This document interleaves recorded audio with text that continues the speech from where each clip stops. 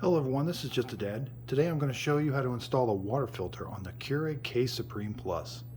So sometimes the K-Supremes and the K-Supreme Pluses come with a water filter, but sometimes they don't. Keurig does sell two different types of water filter handles. This is the short handle, this is the tall handle. We don't want the short handle, we want to use the tall handle. So it'll come in a box and it'll say tall handle, not the short handle. And it also comes with two carbon water filters ready to go. Well, they're not ready to go, but you got to do a little prep work to them, and I'm going to show you how to do the prep work to the filter before you install it.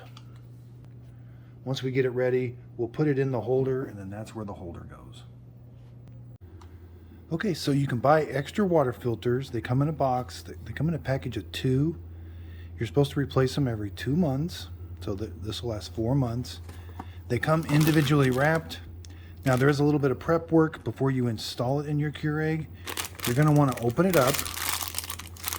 Now these are carbon filters, and that's filled with carbon.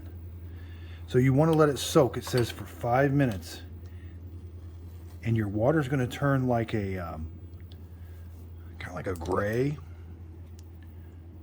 But you can see there's even some little bitty particles floating around in there. But my water is definitely turning a light gray. That's that carbon dust. And there's even little bitty particles. I wasn't expecting all the little bitty particles. But there's some of that carbon dust coming out. But let it soak for 5 minutes. After we let it soak for 5 minutes, then we're going to rinse it under the water for a minute.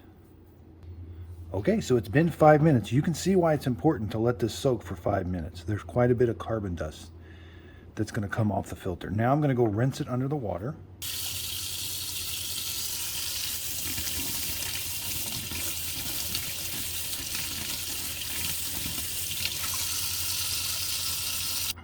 So now we're ready to install it in the Keurig holder.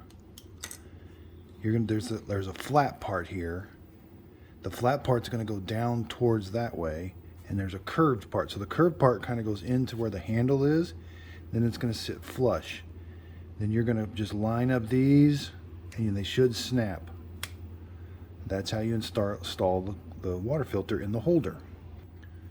So it says these water filters help remove water impurities and enhance beverage taste.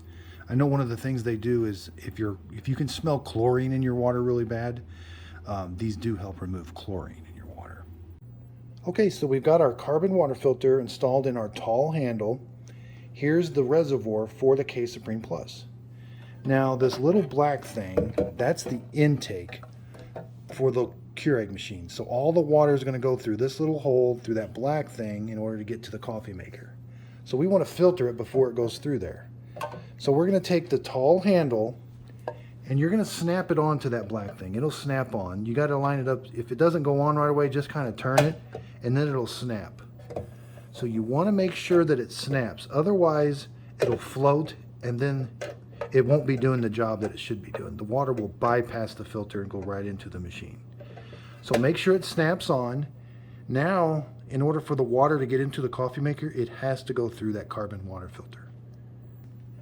And again, you can do this with water in the reservoir or with it empty, but definitely not when it's full, because you do have to reach your hand in here a little bit. So just find it and snap it.